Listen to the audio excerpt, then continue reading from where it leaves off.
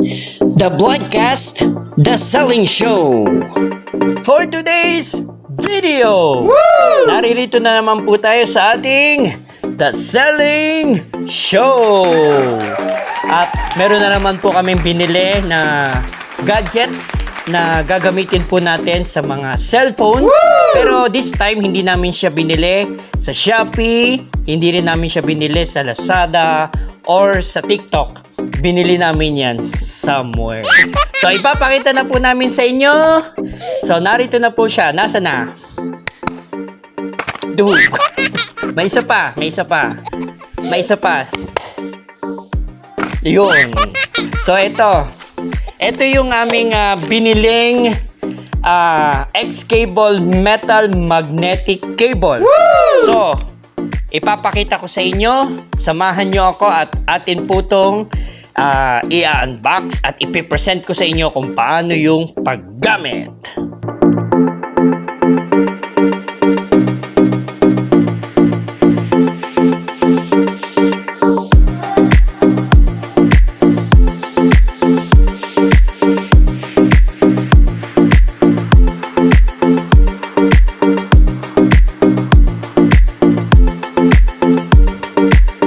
Alright, ayan, nakita po ninyo yung X-cable metal magnetic cable 360 degree ang nakalagay dito sa kanyang box.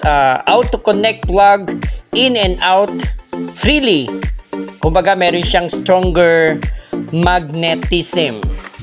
Tapos yung nakalagay dito sa likod naman ng kanyang box, ayan, X-cable metal magnetic cable, charge sync cable 360 degree. May mga nakalagay dito na safe time 2000 mm. Ito siya. Ay, baliktad. Ayan. Ayan. Safe time 2000 mm magnetic charging port design, strong and durable rejected wing, single hand operate, follow user inclinations. So bukod po dyan, meron pang nakalagay dito. Ito naman siya. Ito. Magnetic, tapos common, fast charging, tapos one hand operation. So hindi siya yung typical na charge na mami, pasuyo nga yung isang ito-test. Papakita natin sa kanila. So ito yung isa sa pinakita ko sa inyo. So kasama ito yun, nakamagnet siya. Ayan, igaganyan nyo na lang siya, tapos mag-open na siya. Ang nakalagay dito, ano ba tawag dito, mami? Android magnet. Nakalagay po dyan, Android magnet. So hindi mo na siya tatanggalin para meron naman siya dito gagamitan ng kung makikinig ka ng mga music. Ayan dito.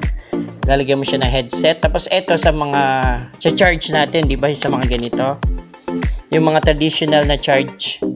Ito, papakita ko lang sa inyo. Yung, natatandaan nyo, nagbenta na rin kami. Ito yung binili namin last time sa Lazada. Ito yon.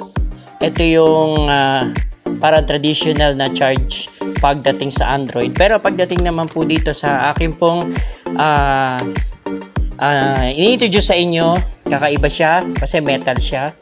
So pag naka-off siya, saka may ilaw siya pag naka-charge.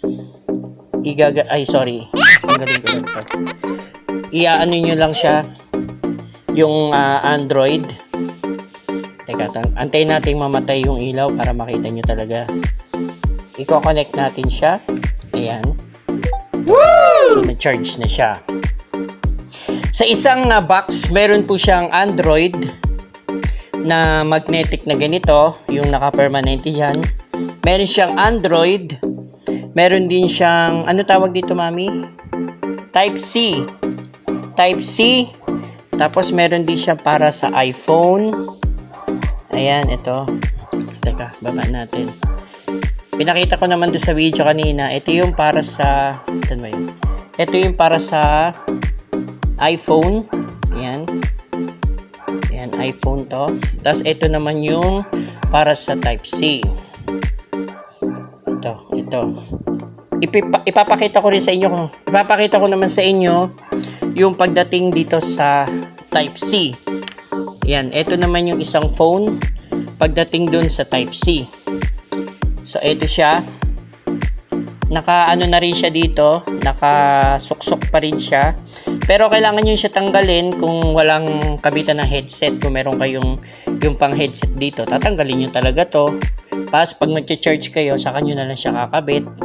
Yan, kung makikinig kayo ng music. Kakabit nyo to pag mag-charge kayo. Ito siya.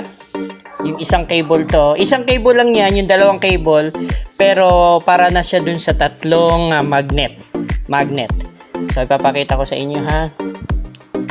Patayin natin yung ilaw. Dito mamatay, mami. Ayan. Tanggalin natin ha. Antayin natin mamatay. Ayan. Tapos yan yung magnet. Ipapakita ko sa inyo. Yun. Woo! Ayan. So, yan naman yun para sa Type-C. Yung una kong pinakita para sa Android, ito naman yung para sa Type-C na cellphone. Ngayon, papakita ko naman sa inyo sa Apple, sa mga iPhone. Wala ako nun. So sa isang box, meron siyang cable wire na ganito. Tapos, meron siyang tatlo. Isang Type-C, isang pang Android, saka pang Apple. Pero dun sa tatlo na yan, papakita ko sa inyo ha. Sandali lang po. Sa isang box, meron siyang tatlo. Ganito. Ayan. Nagkakadikit-dikit kasi naka-magnet po siya eh. So, hiwa-hiwalayin natin. Yan. Ito, nakikita nyo po ba? Yan. Iisa lang po yung ano niya. Tulad niyan. Yan, isa. Ito po yung para sa Apple iPhone na cellphone. Galing ko to ha. Tapos ito naman yung para sa Type-C. Yun, nakita nyo ha. Ito naman yung para sa Type-C. Tapos ito naman yung isa para sa Android. Yun, nakita nyo, nag-magnet. So kahit anong cellphone nyo siya ikakabit, compatible yung tatlong magnet na yan. Tatlong type para sa iba't ibang klaseng cellphone. Woo! Para sa Android, sa Type-C, at sa iPhone.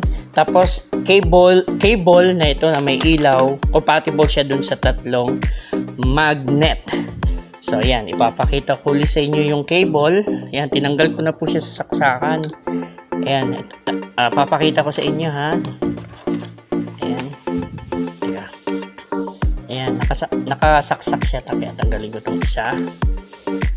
Ayan, para makita nyo na walang daya. Ito talaga yung ano niya. Mami, pasuyo nga. Dali Ayan, okay na. Ito yung saksakan niya. Papakita ko sa inyo yung cable. Baka, kasi sa iba may mga ano eh. Ikot ko lang yung cable na black. Ayan. So, yan. Siya yan, ha. Walang daya po yan, ha. So, nakikita nyo, merong ilaw. So, pag tinanggal ko sa saksakan, matay syempre ilaw. Ayan, o. Diba? Diba? O. Tapos, sasaksak ko ulit, ha. Tignan nyo na magkakailaw to. Tignan nyo, ha.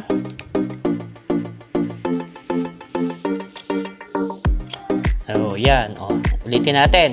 Tatanggalin ko. So, nawala yung kanyang ilaw. Kita nyo ha, walang ibang cable. Para sa kanya talaga to. Tapos, isasaksak ko para may ilaw. So, ibig sabihin, pwede nyo na siyang gamitin. Pwede na kayong, ayan, pwede na kayong mag-charge. So, ito po yung metal magnetic cable. Sa mga may question, mag-PM lang po kayo dun sa ating comment section para mabigay ko po sa inyo yung tamang presyo nito. So, sino ang gustong mag-abel? Nasa sa inyo po yan kung gusto po ninyong bumili. Ayan. Kaya ang masasabi ko sa inyo, nabigay ko na po sa inyo instructions. Nakita nyo na po, basic na basic lang yan. Wala na ako ibang sasabihin kundi order na! The Bloodcast, The Selling Show. October Best on the Vlogcast.